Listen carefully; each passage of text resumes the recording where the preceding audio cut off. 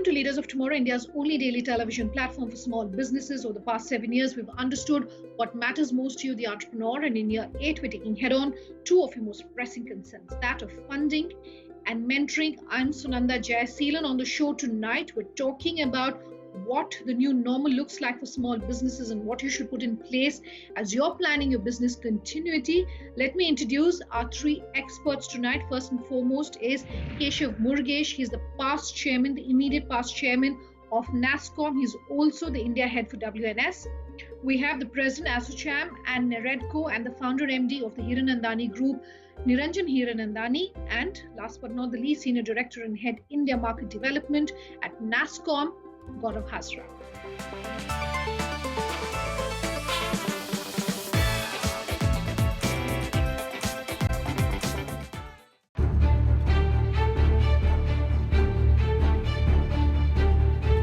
COVID-19 was declared a pandemic by the World Health Organization on the 11th of March this year. A lot has changed since then, with the Prime Minister taking proactive steps to flatten the curve by declaring a lockdown on the 24th of March. This was a nationwide lockdown. The virus has had an unprecedented impact on economies across the globe, including India. With tourism, hospitality, and aviation being the worst affected sectors of the crisis, the heaviest toll is being felt by small businesses, not surprisingly. To combat and help SMEs, the government has announced multiple relief measures. Industry bodies like IT industry body NASSCOM, however, feel the government can do much more for IT SMEs.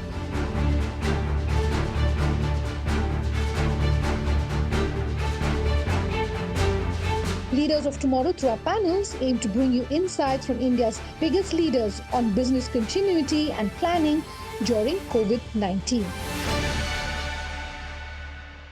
Welcome to this very special panel. It's good having the three of you here on board. Keshav Murugesh, Gaurav Hazra, Niranjan Hiranandani. Such a pleasure having the three of you here with us, talking about what small businesses should do when it comes to business planning and continuity in this post-COVID scenario and situation. Keshav, let me start with you and talk about the fact that as a member of India Inc., speaking to small businesses which are watching this interview, my first question to you is if you want to use this platform to essentially talk to them about how you see things panning out. I know there's very little crystal ball gazing anyone can do at this point because things are changing as we speak. But if you'd want to use this first answer to maybe talk about how things are perhaps changing, what you'd want for them to know, any sort of reassurances for small businesses watching this interview. Sure, Sunanda. So, first and foremost, the message I would like to, introduce this discussion with is to let everybody on the MSME side know how important they are to the growth of India, not just now, but long term as well. And the fact that all of us as business leaders are extremely focused on taking this message out there to the government, to the institutions, to the banks, to every stakeholder in order to make sure that the MSME segment is well represented. We know for a fact that at this point in time, there is an SOS coming out from this champion sector, a sector that is actually delivering almost 15 crore jobs and 30% of India's GDP, and frankly, on whom many of us actually underpinned the growth to that 5 trillion economy that the Prime Minister spoke about. We actually expected a large share would come from this particular group. So at this point in time, while they are facing COVID, while they are facing, significant pressure, I just want everyone to understand that all stakeholders are trying to do their best. I think the government has come out with whatever should have been delivered by now. But I'm just making clear that this should not become a message of too little, too late. We really want many things to be announced very quickly in order to make sure that the sector comes back quickly, job losses are at a minimum, wages are paid on time, and more importantly, with a change in the business model, MSMEs can continue to deliver high growth for the economy. Niranjan Hiranandani, my question to you is, if you can use this first answer to talk about what you would want for small businesses which are watching this interview, in terms of how you're seeing really the situation panning out. Any sort of message, any sort of reassurance, if possible, if I can call it that, that you think you might be able to provide them about how soon you're seeing business going back to normal, whatever that normal may look like? The story is very simple. Uh, we have to wait till the second when the opening up takes place of the entire thing, and the perception which the markets have. Number two, we'll have to see what are the hot areas which have been identified by the central government or the states as to what is the situation. And it looks like to me that there is going to be a phase-wise lift up of the whole situation, but it's going to be different in different parts of the country. So in the hotter areas, I think the clampdown will continue, but I think other areas will open out. What is actually strange is the fact that even in areas where the lifting up could have taken place in a more structured sort of way, it is not happening. For example, we have construction workers on our sites. We have workers in the factory or adjoining the factory premises. We have people who are available and are wanting to get to work, and they would be properly looked upon if they were in the workplace rather than staying in the jopras or in the chawls.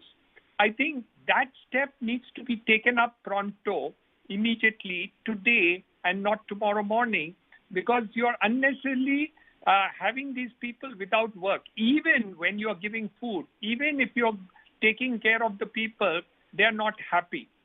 And the other part of it is that most of these work people have some relative or persons in the villages. With the harvesting coming about and the sowing season happening, most of these people, if they don't get back to work, will then run away to the villages where they will get manreka.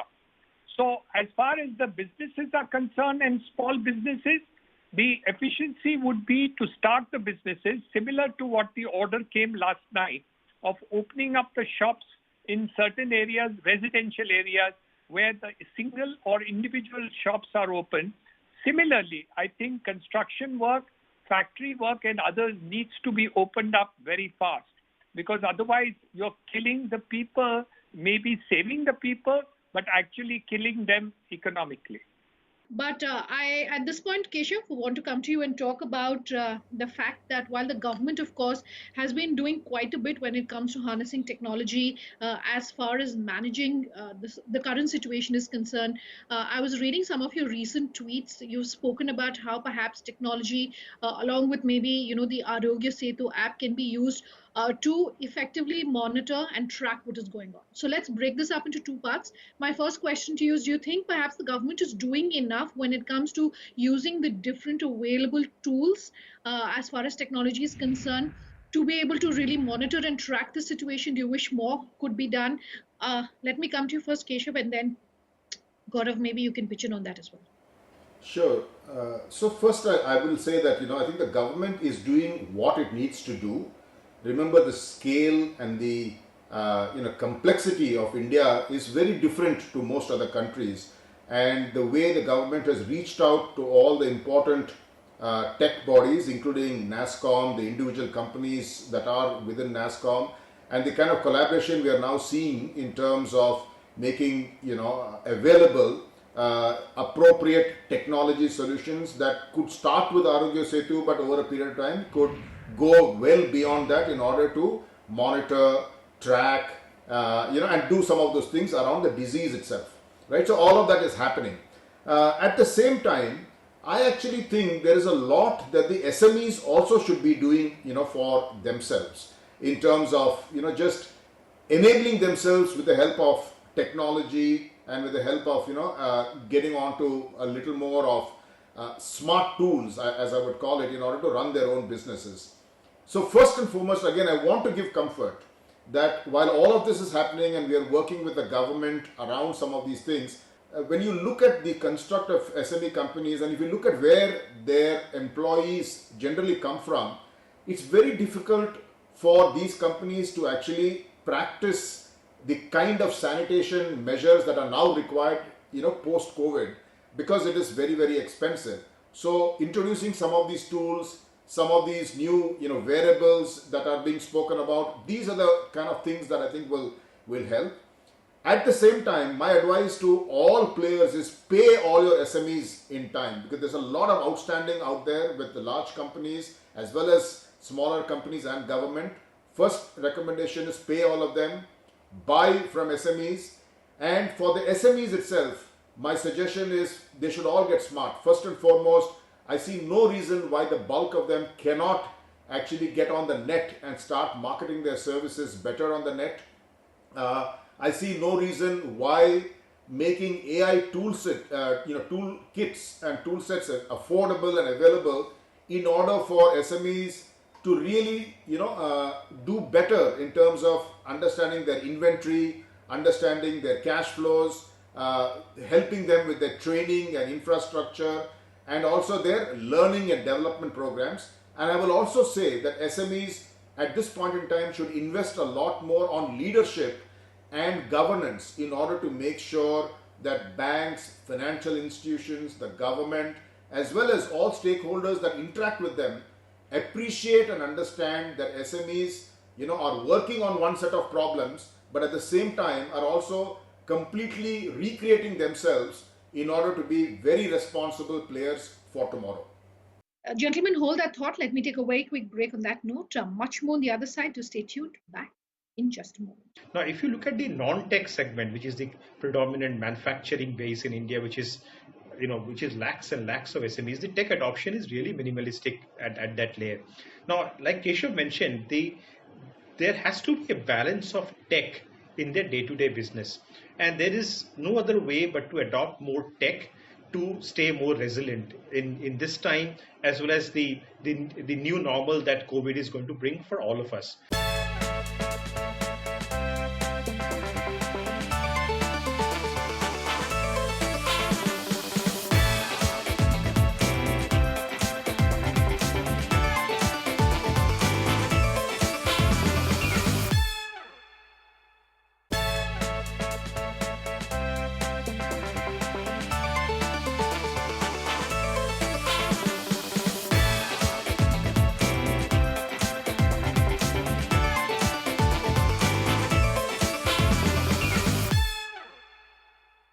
Welcome back. You're with us here on Leaders of Tomorrow, and we're bringing you this India Fights Coronavirus Leaders of Tomorrow special.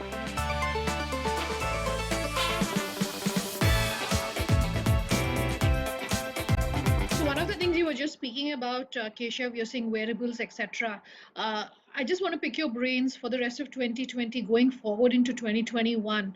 What's the new normal looking like when it comes to perhaps trends for small businesses? Wearables, for instance, is one you're talking about.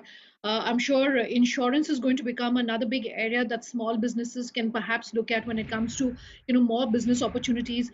Anything else that you can perhaps talk to them about? I think they should, use, make in India software products. They can also create these products if they are tech companies for the government.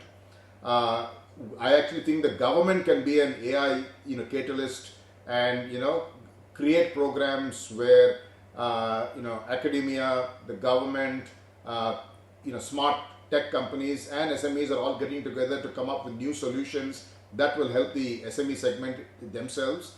I also think that through an extension of the sourcing program and the procurement policy that the government introduced, there should be far more use of technology in terms of sourcing from SMEs, right? So these are all new business kind of areas that I'm talking about. But the reality, Sunanda, is that in terms of managing COVID itself, in terms of introducing new toolkits and new smart devices, all of that is in play at this point in time. And I think, it's better to wait to hear from the government directly as they keep introducing new tools as well as extensions to existing tools like Arogya Setu, which will be much smarter and which will also help us not just manage this crisis in the long term, but also help us manage any future crisis, I would say, from a disease point of view. Gaurav, I'd like to get your thoughts on this. At NASSCOM, perhaps, what is the advice you're giving small businesses? Because here on the Leaders of Tomorrow, whenever we talk to small businesses about using, say, virtual reality, about using AI, machine learning, etc., we very often hear, a sort of pushback, if I can call it, small businesses which perhaps don't understand, maybe to some extent, the potential, or are talking about cost and the costs involved thereof.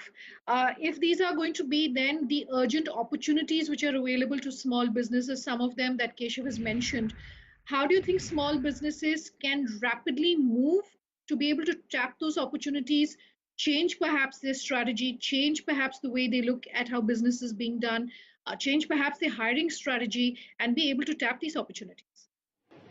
So, Sunanda, this is very important because you see, we've been talking about tech adoption in the MSME for years, and both the government has been trying very hard, and associations like NASSCOM have been trying hard to sort of percolate technology to the SME segment.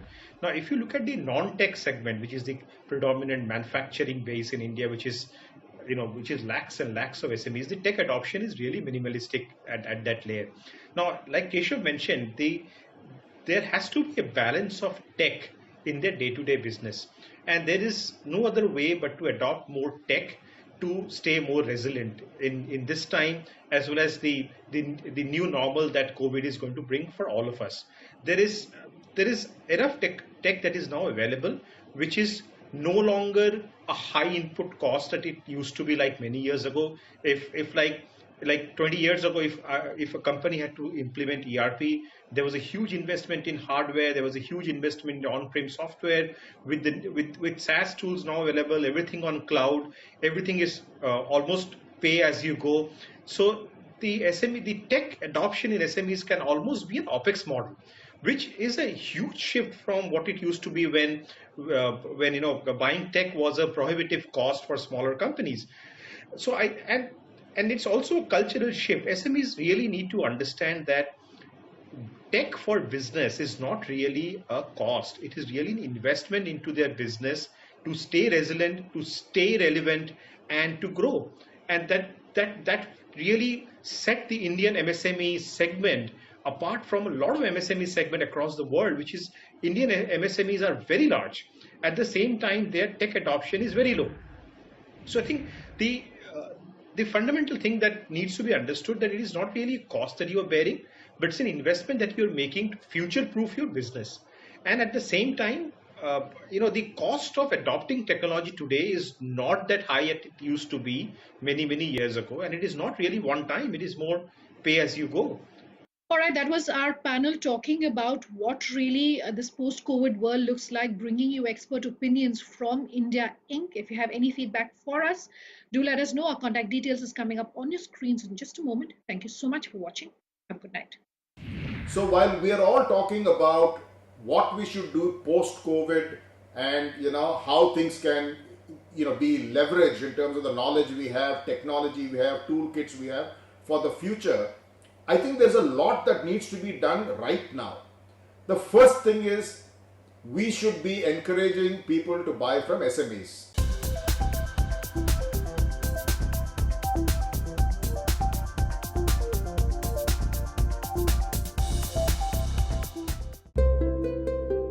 As we're ending tonight's show, let's take a look at our association with ODAP, the most trusted name when it comes to anything to do with the startup world, as far as future trends, evaluation, etc. are concerned. This week, leaving you with the top 5 startups of the past week. The first 3 companies on our list tonight are based out of Bengaluru. First up is Zoomcar, showing a decreased return of 1.93%. Second, Tribo Hotels, showing a decreased return of 2.03%. And third is Blackbuck, showing a decreased return of 2.16%. Take a look at the last 2 companies on our list. First up is New Delhi-based Oyo, showing a decreased return of 0.42%. And finally, another Bengaluru-based e-commerce startup in focus tonight, LiveSpace, with a decreased return of 0.36%. That's a wrap for tonight. We'll continue to bring you the most in-depth content on the startup space week after week, right here on Leaders of Tomorrow.